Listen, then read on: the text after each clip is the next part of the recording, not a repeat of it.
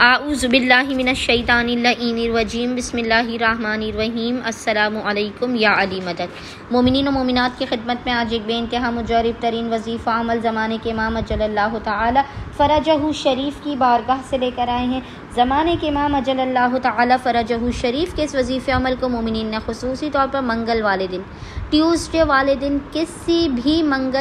بھی ٹیوزڈے والے دن مومنین اس وظیفہ عمل کو کیجیے۔ بعد نماز مغربین سے لے کے نصف شب تک، آدھی رات تک آپ اس عمل و وظیفے کو کر کے اس عمل کا ہدیہ زمانے کے امام اجل اللہ تعالی فرجہ شریف کی بارگاہ میں پیش کیجیے۔ آپ معجزات و کرشمات کو اپنی آنکھوں سے دیکھیں گے۔ کرشمات و معجزات کا خزانہ اس عمل کے اندر چھپا ہوا ہے۔ اس وظیفے سے مومنین کو وہ بھی ملا کہ جو ناممکن تھا۔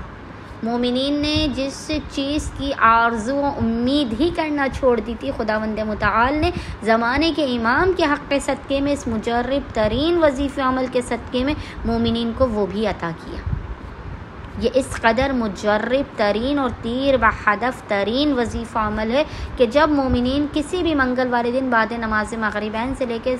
نصف شب تک اس وظیفہ عمل کو کریں گے تو ہمیں اور ہمارے خانوادے کو مومنین خصوصی طور پر دعاؤں میں یاد رکھیں گے۔ اس عمل و وظیفے کے کرنے کے بعد اگر آپ کی حاجت قبول نہ ہو تو ہم آپ سے شرمندہ ہیں۔ لازماً آپ کو آپ کی حاجات عطا کی جائیں گی۔ بس مومنین نے کرنا یہ ہے کہ منگل والے دن، ٹیوزڈے والے دن آپ نے بعد نماز مغربین سے لے کے نصف شب تک جب بھی آپ کو فرصت کے لمحات ملے، بڑے بڑے علماء اور عرفاء کا یہ بیان کرتا مجرب ترین وظیفہ عمل ہے،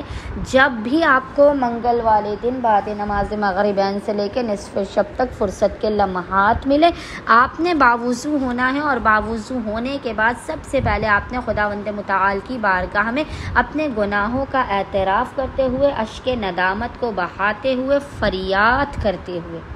اپنے گناہوں پر بے پناہ نادم و شرمندہ ہوتے ہوئے، آپ نے رو کر گڑ گڑا کر محمد اور آل محمد پر اول و آخر 3 مرتبہ 3 ٹائمز درود بھیجنے کے درمیان میں سب سے پہلے ایک مرتبہ 1 ٹائم آپ نے زیارت